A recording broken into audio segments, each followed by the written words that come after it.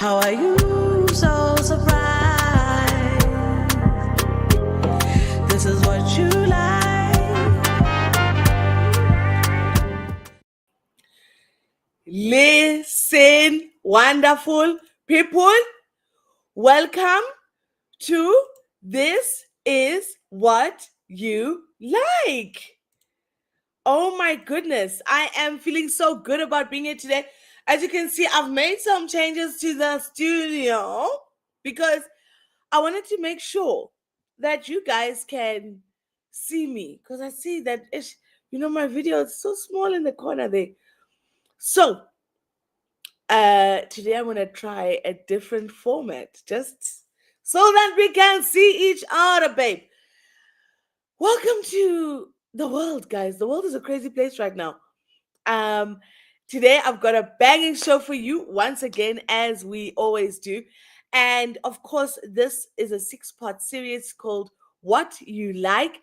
And this 6-part series is being put together as part of introducing my next single and really going into my songwriting and what influences when I write a song and what is influencing the lyrics. So today, my song, and when it opens, it says, "Choose my ketela, door to door bayagnenga."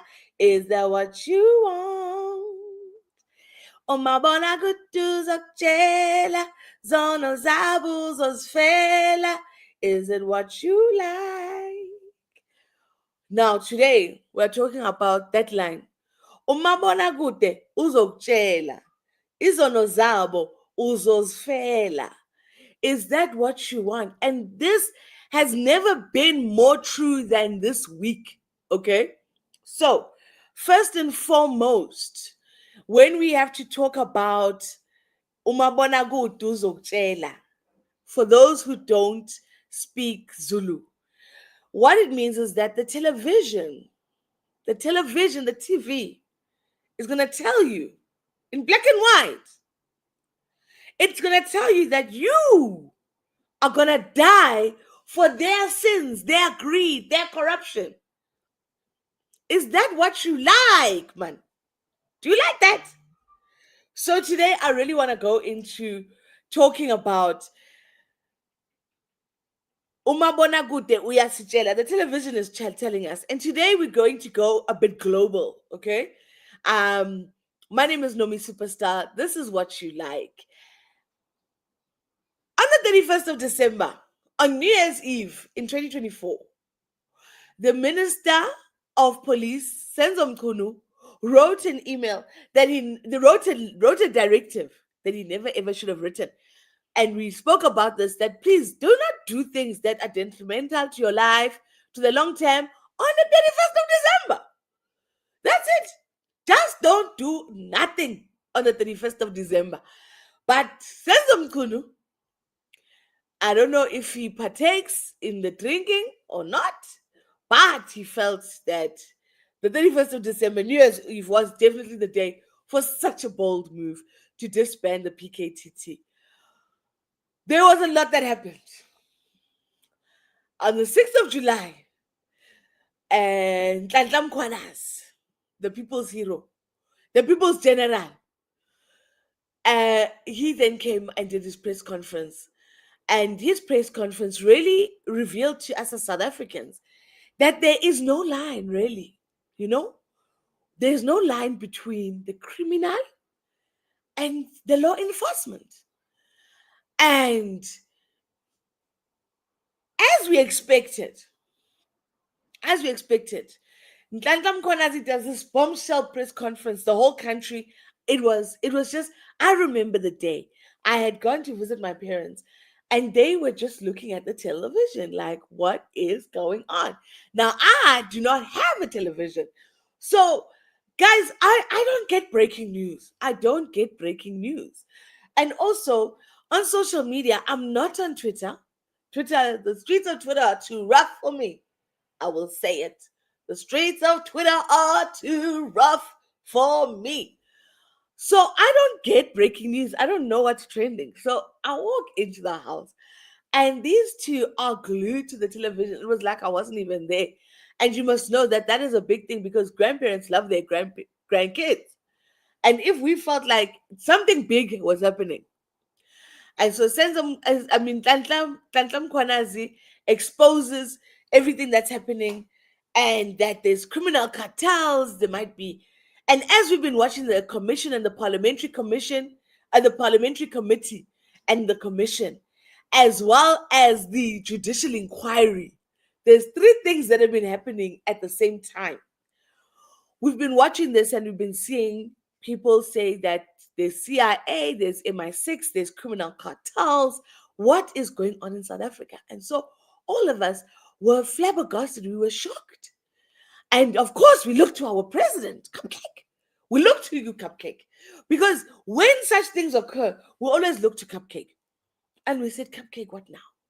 And Cupcake, true to form, he said, commission time. Now, I know some of you want to say Cupcake throwing all of these commissions, it's a problem. It's a problem because it's almost,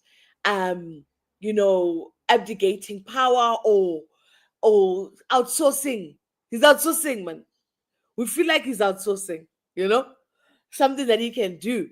But I hold a different opinion. I think it's very important that we are having these commissions. I do.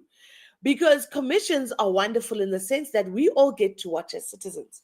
And let me tell you something, guys. Democracy, it's a participation thing. It's a participation thing.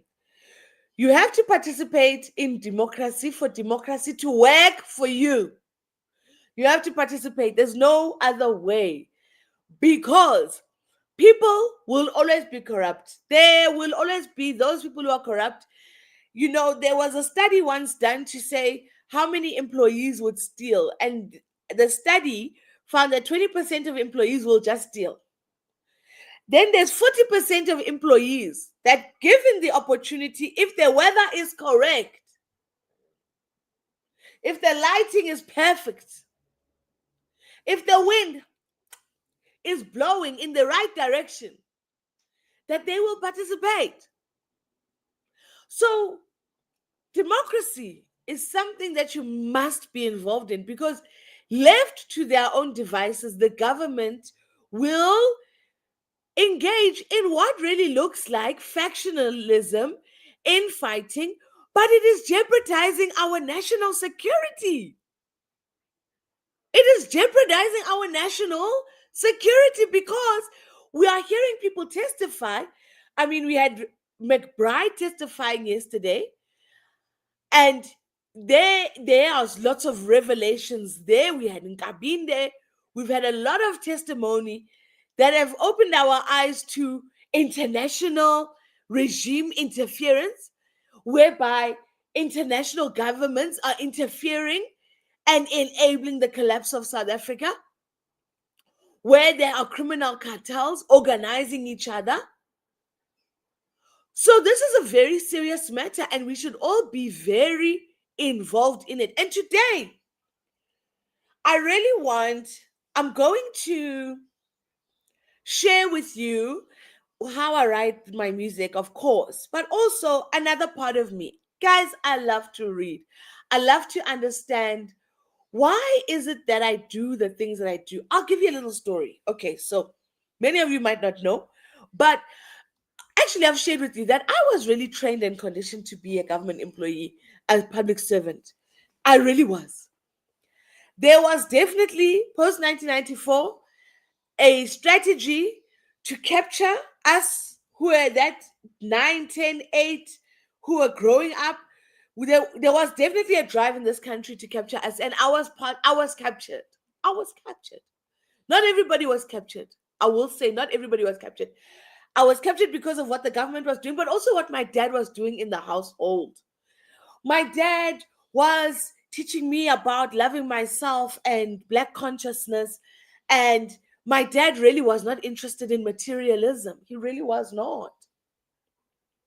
And so when you take the country and what they were doing subliminally through the TV and the radio and the music,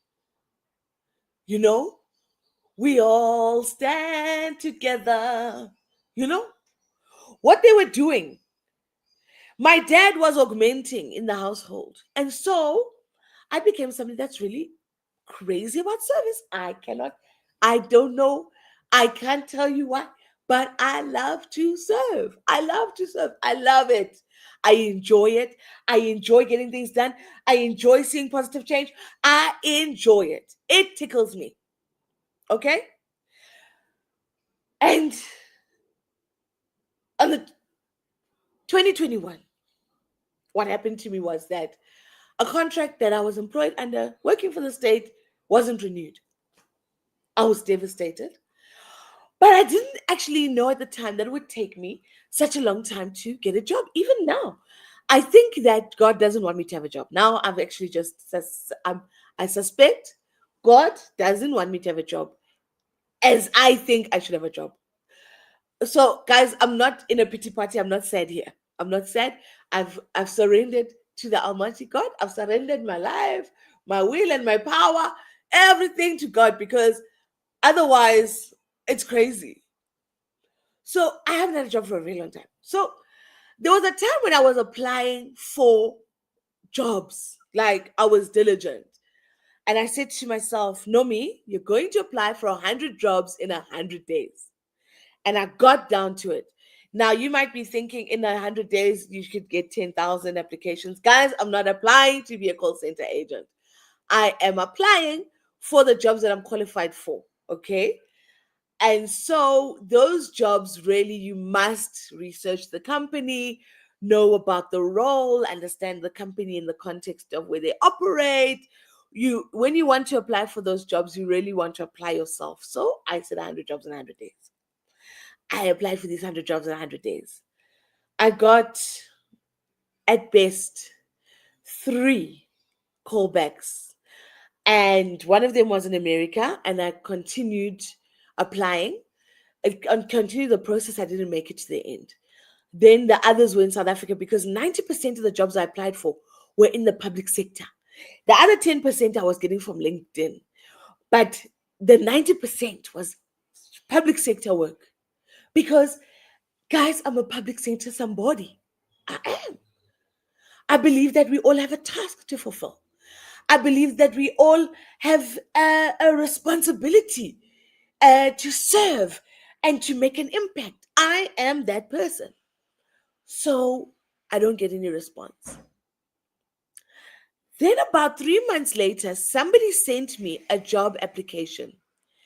And the job application was for a job that I qualified for. And the best kind of jobs to apply for is when people send you an invitation, or they say apply. But the weirdest thing happened to me.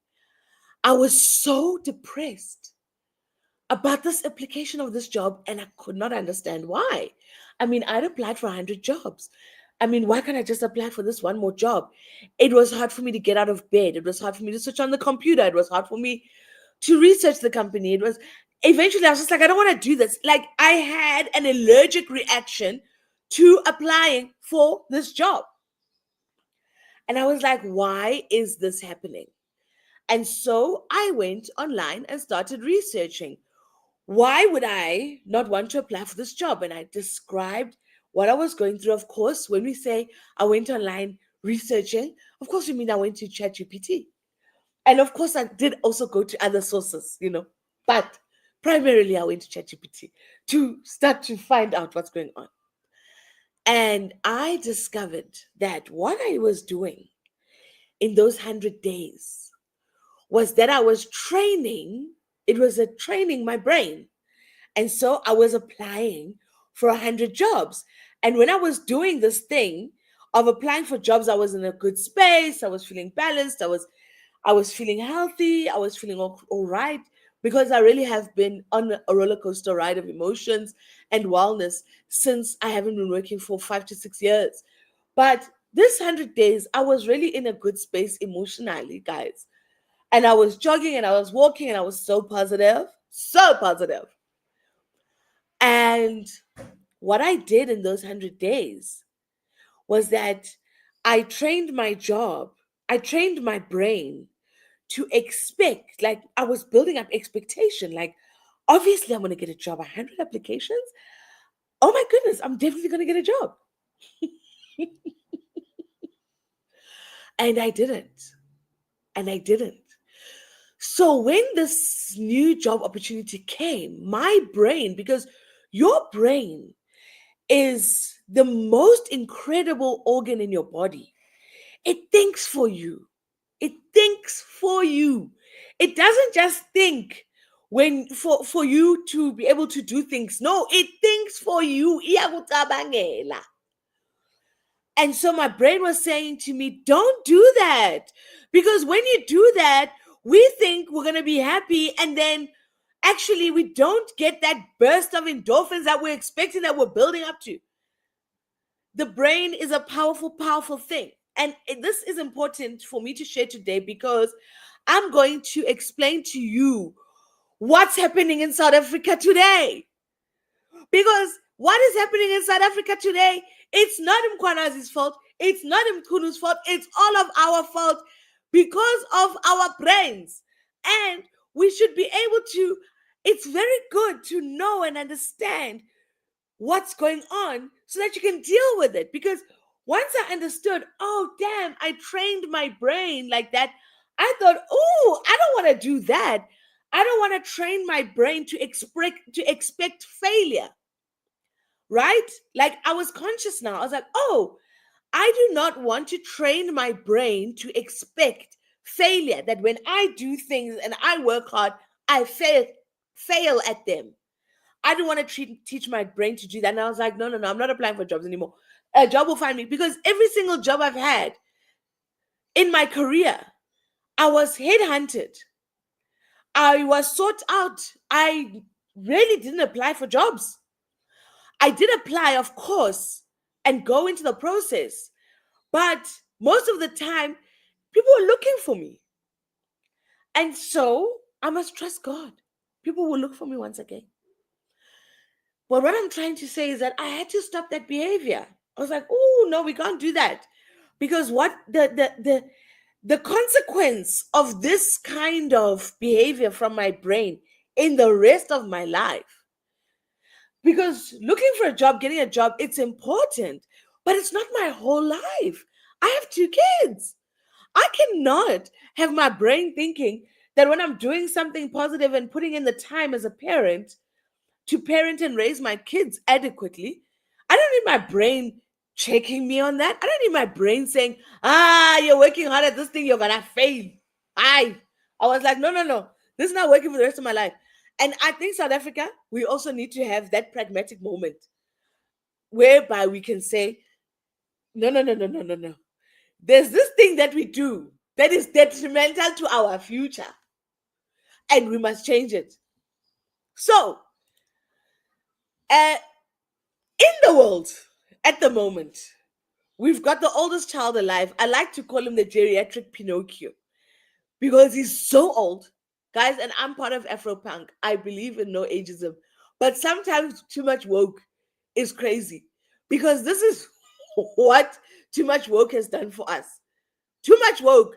Listen, I'm anti-ageism. I don't like saying no, people that are old. But there's things that are facts and pragmatic about life. Some things are just about survival. It is bad to have old people making decisions about the future. That's it. That's what I'm going to say to you. It's a bad idea to have old people that are quartered to death. Now, there are people who are old who are not quartered to death. Né? So we can't say 50-year-olds are old, 60-year-olds are old, 70-year-olds. Some of them are not old. Look at Bernie Sanders. He's an old white man politician in America. And it seems like his wits are about him, but I wouldn't vote for him to be president. Not now. Not now, because he is quarter two. No leader should be in power if they are quarter to death. That applies to anybody, guys. I know it's going to seem harsh, but terminal illness, if somebody is about to kick the bucket, If somebody is about to kick the bucket, why are you trusting them to use the bucket to get water for you to drink, to live, to survive? No, guys, no, no, no. So, the geriatric Pinocchio, because he's not only old, he's a pathological liar. Pathological liar. Pathological liar. Geriatric Pinocchio literally has zero ducks to give. Zero, absolutely zero. He just lives his life on a whim and he does as he pleases. This geriatric Pinocchio is causing a ruckus in the whole world. Causing a ruckus in the whole world. When he took up office, he did a lot of tariffs that disrupted the world economy somewhat, but didn't disrupt the world's economy substantially. We are not sitting in a depression. Because South Africa should be in a depression because Donald Trump did the most to us. First and foremost, he took all the ARVs. Took all the ARVs, Fapa, gone. What do you mean? 60% of our ARVs were being done by the US aid. I'm judging the government for that. I'm judging you. I'm judging you. Because Thabo Mbeki said we mustn't take these ARVs. He said beetroots and ginger and all of the good stuff from the earth was good enough. And then Ramonyata, right? And now the alternative is to be dependent on the US, which is what Thabo Mbeki was saying, no, we can't be dependent on these guys for something that is our population going to be dependent on. He was like, and I get the logic because he was just like cucumber, because when he said beetroot, that was an unofficial message to everybody. Use your condoms. Use your condoms. But when there's ARVs, it's like a safety net. You're like, even if I get it. Yeah, but sometimes we must be realistic about who we are and where we are and the decisions that we make. Last week, I spoke about knowing your place because one of these million billionaires of South Africa, I don't know if it's, one of the million billions was on Sizwe Mpofu Walsh Experience, and he was saying we need to know our place.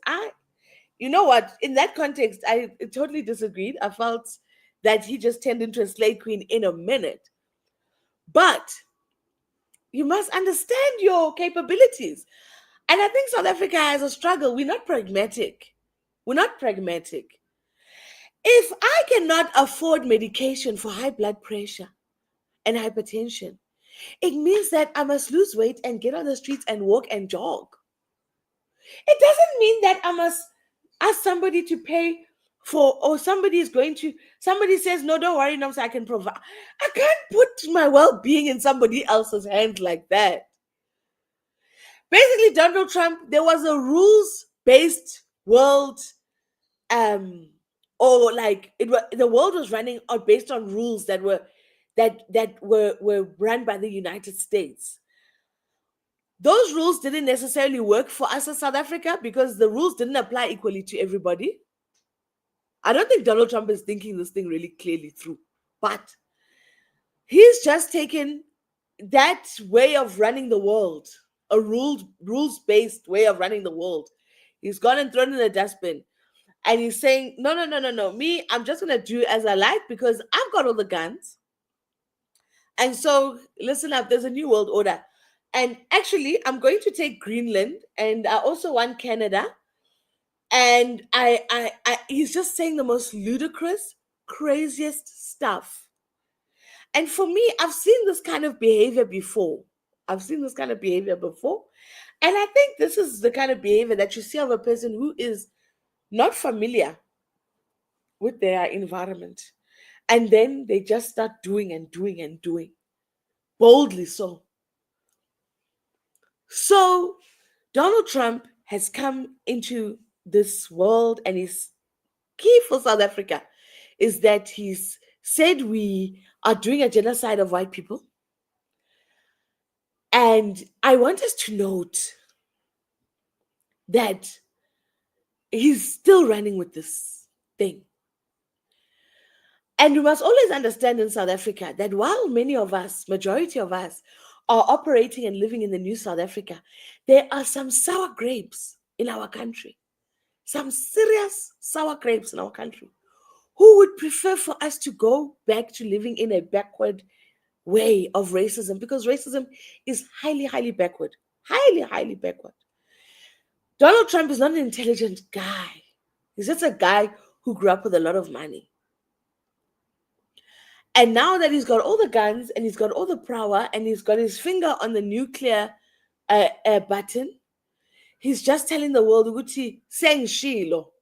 Now, the problem with that Seng Shilo attitude is that everybody else has to agree with you. And also, the other problem with the Seng Shilo attitude is that when you throw your system into the garbage, that's what Donald Trump is doing. He's throwing it into the garbage. He's now giving the world, because before Donald Trump, maybe we were not all happy with how things were going, but we were okay to keep them going in that manner. Yabo? But what's happening now is that the world is like, actually, this never worked out for us. And we need to organize ourselves in a way that works out for us. Now, as South Africa, we have to start thinking about our positioning.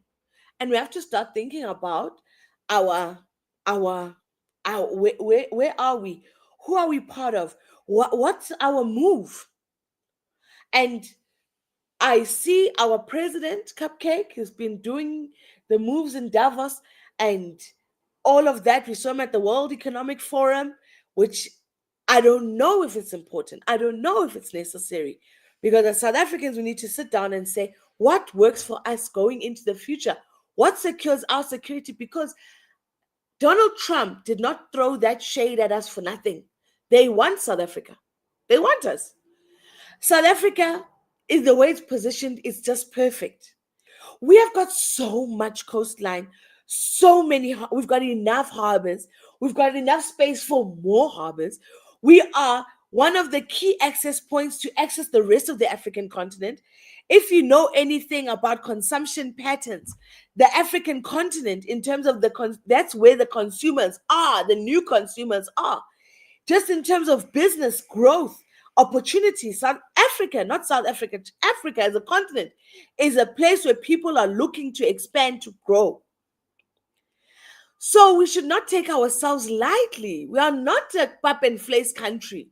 We are also just geopolitically well positioned. When you look at trade routes, when you look at what access we have to which oceans and the sea, and what we've got going on in South Africa, even though our country is flawed as it may be, even though we've got our complaints, guys, we're living in a very nice country where the weather is always very nice. We don't have wars outside our doors. We do have our petty fights every now and then, but we don't have a culture of zisugile. We don't have a culture of a touch is a move in South Africa. We have a culture of dialogue, of communication, of reconciliation, of patience. The mere fact that door to door still works in getting people to vote, basically getting people to vote against their own needs. South Africa is a nice country. And South Africa is a country that people want. Also, we've got the minerals. We've got minerals that people want. We've got nuclear. There's a lot going on in South Africa. And as South Africans, we need to start positioning ourselves. And I want to go into a story. I want to tell you guys a story. Now, I've been keeping track of the USA and tracking Donald Trump, his activity, what he's been doing. And the one morning I woke up and I caught myself actually believing that there was a way back for Trump. Basically believing in things that are impossible. But I had to do a self-analysis. It's like, why do I want America to get their shit together? Why do I care? Like, why? Because of course I don't want there to be a new world war. because that's just chaos, and I don't know if we'll be affected or not, and I don't want to take chances. I have young children. I don't want to raise young children in a World War III. What does that look like? So I was thinking about, why is it that I've got this small and hope for Trump. And when I did my own self-analysis, I realized that I've been conditioned. I'm conditioned. I'm conditioned. I had to face, not only was my job applications conditioning my mind to expect failure, but even bigger than that, from birth, generationally, I've been conditioned. And we've all been conditioned in this way. There's a reason why old white men always end up in positions of power, because we put them there. And the question is, why do we put them there? Because America is officially in decline. It is in decline. Everything that I've studied and read about and learned about empires, they rise and they fall. This has gone back centuries. Even the Chinese, who have got such a rich, long history, even them, even their empire once fell. Even the Romans, even the Zimbabweans, great Zimbabwe, these are empires. And please do watch Moya podcast. Please watch Moya podcast, because you will learn about African history and the dynasties in Africa and the empires in Africa. Because this is not the first time that somebody has been big dog in the world. It's not the first time somebody's been in charge. In fact, the reason why white people hate us so much is because we were the white people once in Europe, doing what they are doing to us, we were doing to them. So please, when I'm speaking now about this conditionment, I want you to be free, because we must be able to be free and accept that we are not perfect, and that we are animals and beings that are products of our environments and conditioning. So I started to wonder about, why is it that I cannot believe my eyes? Why can't I believe my eyes? And I knew that it's actually because I am conditioned. And I wanted to understand a little bit more about that. And I wanted to understand, what impact does that have on nations, on people, when they've been conditioned in that way? And how is it that we get out of that conditioning? Now, in South Africa, we had apartheid. And so we had a very clear understanding. We had a Bantu education system. And, apartheid was a systematic system of making you believe that you were subordinate and less than. And Steve Biko did speak about the most powerful weapon in the hands of the oppressor is the mind of the oppressed. Oppression is really about the mind. And what has been happening for centuries is that in the minds of the third world, and language is also an oppressor, because language is oppressive in nature. When you call South Africa third world or a developing country, you kind of saying that we're not a country yet. Or we are not the first world, we are not the second world, we are the third. We are third. Who wants to be number 3?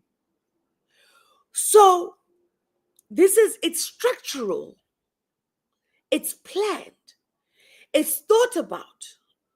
And we need to understand that as white people, as black people in South Africa, because if South Africa has achieved one thing, it's the project of the Rainbow Nation. The Rainbow Nation, that project is in full force and it's winning. Because the fact of the matter is that all the racists are dying out. You must be born, you must die. It's fact. Racists are dying out. And if you look at young kids that have all gone to schools that are integrated government schools, they are the real South African. The real South African, where everybody who lives in Joburg speaks Zulu, because you need to know Zulu. Or they speak Sotho because you need to know Sutu. It's not about your skin color, where everybody understands that there is this English that you can speak if you want to get people to pay attention to you at the Gucci store or the Versace store in Santon. And there's this kind of English that you must speak if you want your things to get done at Home Affairs. If you need to be understood at Home Affairs, you need to speak with this tone. South Africans, the 18-year-olds, the 20-year-olds, the 21-year-olds, the 23-year-olds, they make me so happy. They make me so excited about the future because they are the dream of the Rainbow Nation Project, that you cannot tell whether you're speaking to a white or a black youth just by listening to them. You cannot tell their race by listening to them. You can't. So, let me tell you about conditioning, right? So, general conditioning. And guys, if you want to know about the theory and you want to read more about the different theories, please comment. And I will definitely leave something there for you. Also, I wanted to do a young shout out. Please, Bafetu, like, subscribe, and also get your friends to follow and do the right thing, because I need 1,000 subscribers. Just 1,000. Just 1,000 to unlock the other things that the other podcasters are doing. I'm stuck in this room because I don't have 1,000 subscribers. Just do me that. Just do me that favor. And there's over 500 of you. Just call it show me, man. Just do a show me vibe. Show me, subscribe. If all of you just do that, by next week we'll be able to do amazing things. So, general conditioning. General conditioning is about power relationships, social hierarchies, fear responses, and learned deference. Now, there's this thing that I know about myself, that when I walk into a building or an office space, sometimes I will expect that the white person is the one in charge. I believe in honesty. I believe in frankness, because we cannot grow when we don't know what we are. I don't want to be like that. I don't want to be that guy. But sometimes I'm that guy. Sometimes I'm that guy. And why is this? Because when I was growing up, whiteness was the default boss, was the default teacher, was the default gatekeeper, was the default evaluator of competence. So they don't have to oppress me, because the oppression is internal. It's inside. The oppression is inside. And now I have to consciously, in some spaces, make sure that I actually go greet everybody in the office space, treat everybody the same. That is something I have to do actively in my life as a Black person. But white people, I know you watch my podcast. I'm not talking only to Black people, I'm talking to South Africans. There's times when I'm with my white friends, I'll tell you now, here at the complex where I live, when my Black friends come to visit me, the security always call me. They always call me. They always call me. They always follow procedure. Which unit are you going to? What? All my white friends, I know they're here because they knock on my door. Why? Why? At the moment, I'm still working on how do I address this with my security, because it's not his fault. It's conditioning, guys. It's conditioning. That's like blaming yourself for your skin being brown. No, you were conditioned to be brown. God conditioned like this over the years of living in, and this is how we're conditioned because of where we live. There's a lot of sun here. We need melanin, the natural skin block, sun block. We need it. But if you live in Europe, you don't need it. So don't knock yourself because you've been conditioned in a particular way. If you have been negatively conditioned, you need to understand, what was this negative conditioning that I'm suffering from? And then begin to unpack it. Why did I give that example about my white friends coming straight to the door? This is for my white counterparts. Guys, you have a responsibility, man. When you walk into a space and you immediately get treated differently better, call it out. Don't call it out in a nasty way. Say, no, but why am I going first?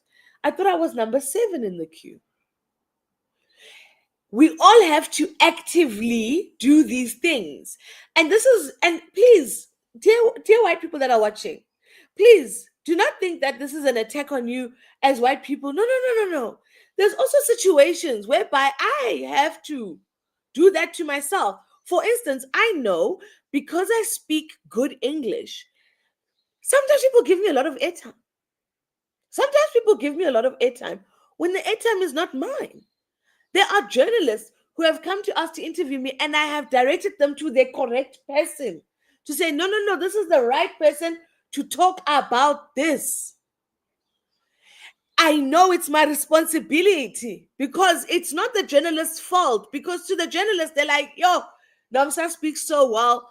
Nomsa just takes topics, she explains them, she's done and dusted. It's going to be dope in and out. We're going to have this. Yes, I'm appealing because it's easy.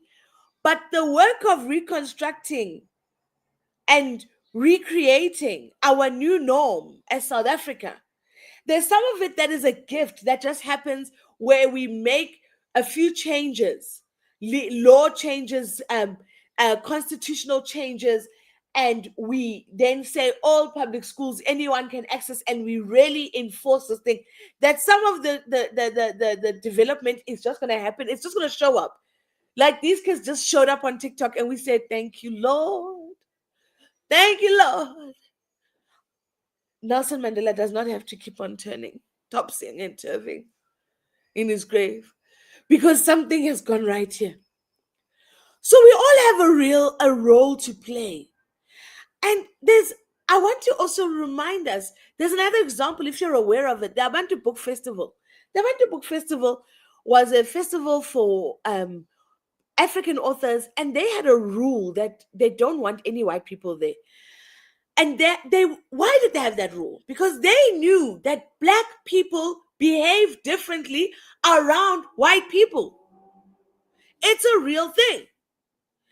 And for me, one thing that I found really amazing in my life right now is I have found myself having to tell people, this is what I am like. This is me. Because people have an expectation. They have an expectation that, oh, Nomsa, she talks like this when she's with us, but when she's going to be with those people, she's going to talk in a particular way. She's going to... No. It's also about power. It's also about power. Now, I just said to you that I don't change my behavior based on who I'm sitting with, but that's definitely based on the reality that I don't need anything from you. Do you understand? I will tell you a story that I'm ashamed to tell. I'm ashamed. So, during my unemployment, it was terrible. During my unemployment, I'd been unemployed for a very long time. I had been labor trafficked. And if you don't know what labor trafficking means, it means people hiring you to do work that is worth a certain amount of money and paying you much less than that, or not paying at all. I had been labor trafficked. A lot had happened to me. I was desperate. And there was a job offer in Sandton, guys. There was a job offer in Sandton. And I wore a weave. I did. I wore a weave.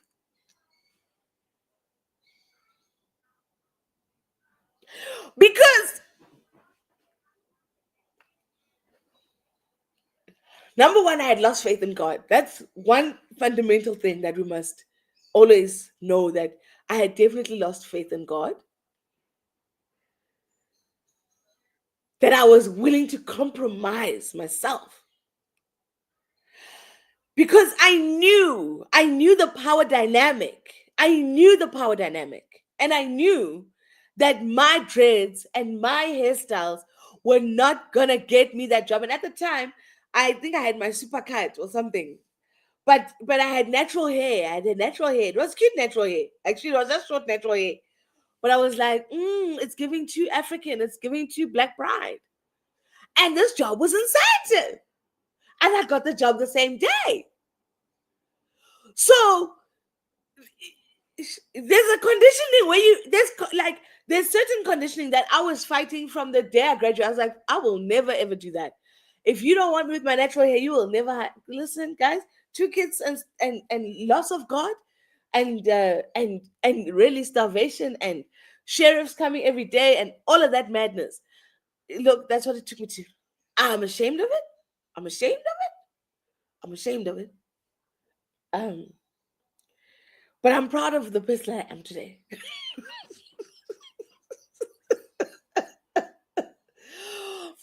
It's about power structures. Because what I was doing that time when I put on the weave was I was engaging in strategic behavior. Sometimes white people will, sometimes Black people will affirm white supremacy if it is in their best interest. It's an economic pragmatism.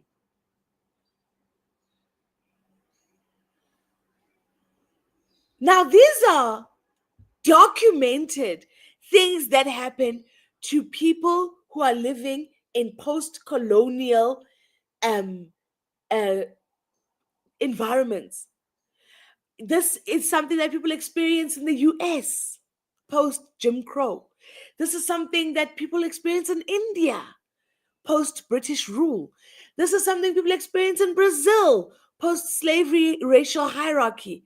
This is something that's happening in Kenya, Zimbabwe, Namibia. We are not alone, guys. You're not alone. You're not alone. So I know what I'm about to say now. It's going to hit hard. But where we are today is because we gave 2 white people that had no authority. Let me start with Mary Dahas. Mary Dahas went to Parliament, and all of a sudden, we were able to see that Mary Dahas, and I respect Mary Dahas, she's done a lot of things for Africans and liberation in South Africa, and she's a wonderful person. You know, you see her there, she's a nice Oma, and like I really care about her, but she's a Karen. She is a Karen. She is a Karen, and Minister Mkhunu gave her the mic. Minister, millions of people in South Africa gave you the mic. And then you take the mic and you give it to Mary Dahas and you give it to Paul O'Sullivan.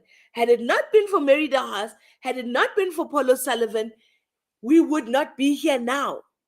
And these are 2 white people that abused their knowledge of this post-colonial inferiority, or how we think, the pedagogy. It's called the pedagogy of the oppressed. Paulo Freire writes about it as well. They understood this thing that once I walk in there and I send my email with my whiteness, even if you look at his interviews on Biz News, Paul O'Sullivan, and how he talks about how he was speaking up to the head of IPED, and how he said, I said to him, Brad, come here, calling him like a small boy. That is somebody who understands that apartheid may be over in the Constitution, but it's not over in the minds of Black people, and I still run this. And had it not been for a lot of Black people, it was a lot of Black people, guys. We were many.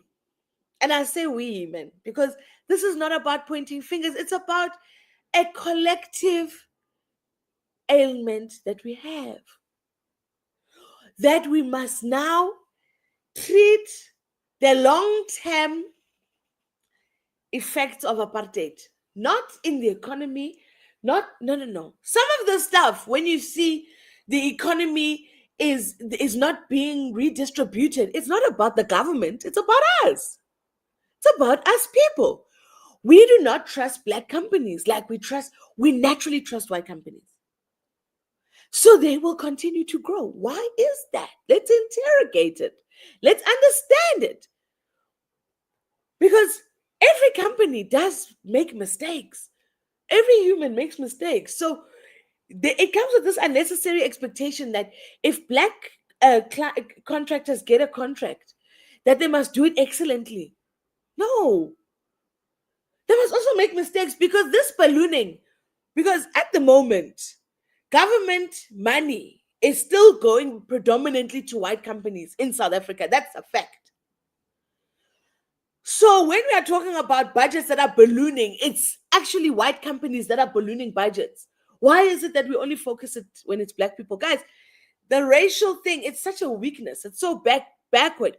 But God gave us this one thing to really, He gave us a really, really wonderful um a task while we are on this earth to realize that it's got nothing to do with skin color. It's got nothing to do with skin color. But the skin color must be there for you to be able to overcome that. This psychological, mental, internal thing that we're going through that led us to many, many police, many, many members of IPID, many government officials just being okay that Mary Dahas has direct access to the minister. Mary Dahas can say some things and that lead to the disbandment of an entire unit that is actually doing their work. Paul O'Sullivan can just be suddenly part of IPID without being employed, without following any procedure, without... Stop it. The only reason we are in this position, South Africa, is because we always expect or we assume or our brains think that white people are always right, white people know everything. Guys, and I know the people that are watching are getting angry. You like to get angry about stuff you should not get angry about. If this does not apply to you, just go, oh, that doesn't apply to me. Move on. But if you are angry, it applies to you. It applies to you. And this is part of God's little riddle because you have got to let go of self. You have got to let go of ego to be able to say, hey, you know what? Why is it that when I want to speak to the manager and a black person comes out, I'm disappointed? You start doing that in turn. Why is it like if you're one of my white viewers and I hate this black and white, but we've got to have this conversation today because this is really about that. The whole commission, the whole thing, the whole thing. It's really just about two white people that were given the microphone when they were not the legitimate people to have the mic. Mary Dahas and Paul O'Sullivan. Now Paul O'Sullivan is playing hard to get. He's hiding. He's doing that because he knew. He also knew. He was taking advantage of a reality. So today, I want to bring this into the fore because as South Africans, we really need to start addressing those underlying enemies of our freedom and sovereignty. We need to start addressing them and we need to start calling them out collectively, constructively. We don't need to be mean to each other. We don't need to be mean to Mary Dahas. We don't need to be mean to Paul O'Sullivan. Paul O'Sullivan is just somebody, he's an opportunist. He's the same as Brown Mukhots. He's an opportunist.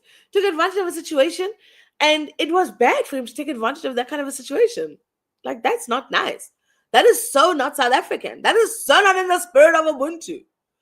But he did it. And forever, Paul O'Sullivan, we will know. We will know what you did.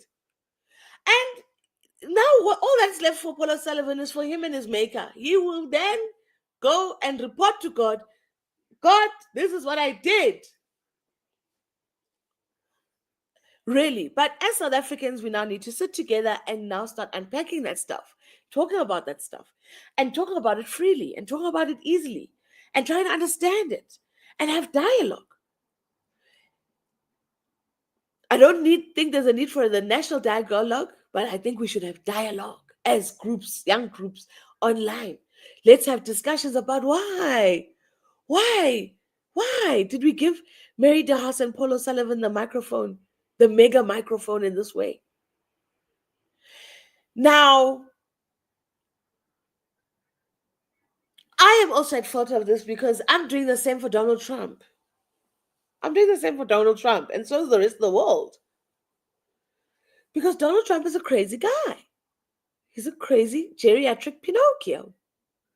He's an old man, and he's just doing he's really doing stuff that is insane.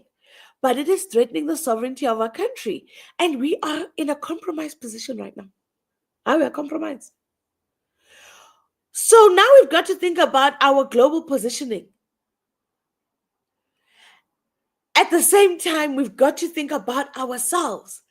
And we've got to sort out this inferiority complex before we start dealing with positioning. Because as much as I like seeing our president in Davos, it's nice.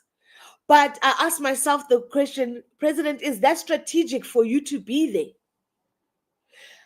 As Africans or as South Africa, what is our strategic way forward? Who are our allies? Not people that don't mind giving us a seat at the table. No. Who are the people who set the table for us? And let me tell you something. I went to China recently and the table was set for me. I went to China and I do not want to lie. I do not want to mince my words. I would love a future where South Africa is really focusing on BRICS. That's the future I'm interested in. And I'd love to hear any other deviation that is South Africa looking elsewhere. Because if we look at the American system, that they had the rules-based order, those rules didn't apply to us the way it applied to them. Didn't apply to Palestine the way it applies to Ukraine. There was just too much, not same application of the same rules. So that Donald Trump is throwing the rules-based order out the window into the dustbin. I think he thinks he's doing it for one reason, but the rest of the world right now, we need to be thinking, okay, if that is gone, what do we want? And I am liking what China is saying. China believes in a multipolar world, and they believe in the use of technology to alleviate people from poverty. That aligns 100% with me. And let me tell you, when I was in China, I did not see one unemployed person. Everybody was working. The transport system was working. The streets were clean. Yay! It was beautiful. There was no litter. Everything was just so well kept and organized. The future is socialist. And I think we made a grave mistake by following capitalism. Grave mistake. Because how can we trust people that don't want to share? That's what capitalism is. It's an aversion to sharing. It's an aversion to sharing. Those are the people that we put in charge. No, I want to put people in charge that understand that community and sharing is what is part of just being human. You can't policy your way out of it. And that to live in a world that has any poverty, while people are going to get annual paychecks of $1 trillion, and that's okay. That's sick.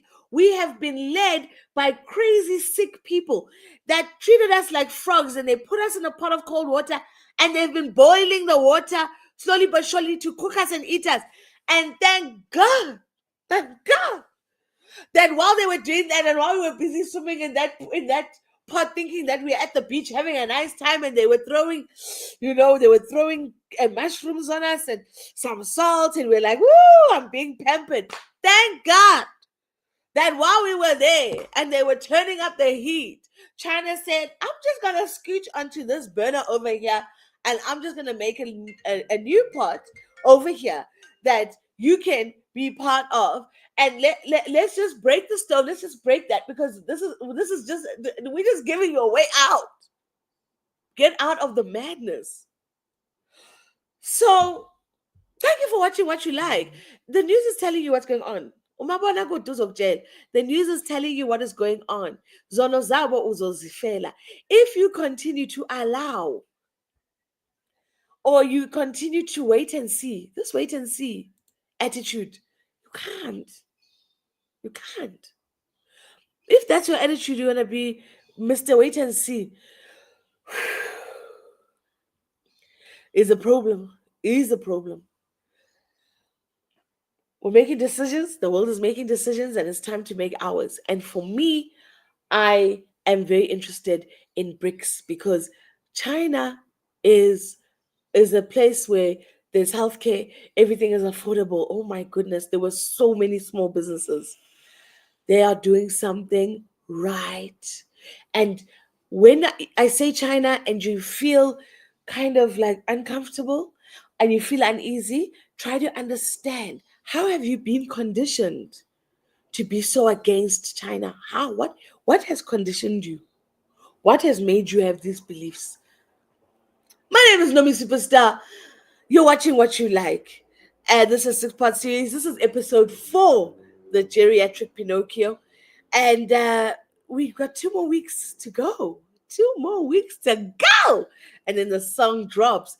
And I'm really looking forward to that. Thank you so much for tuning in. My name is Nomi Superstar. See you next week, Thursday, same time, same place. So surprised. This is what you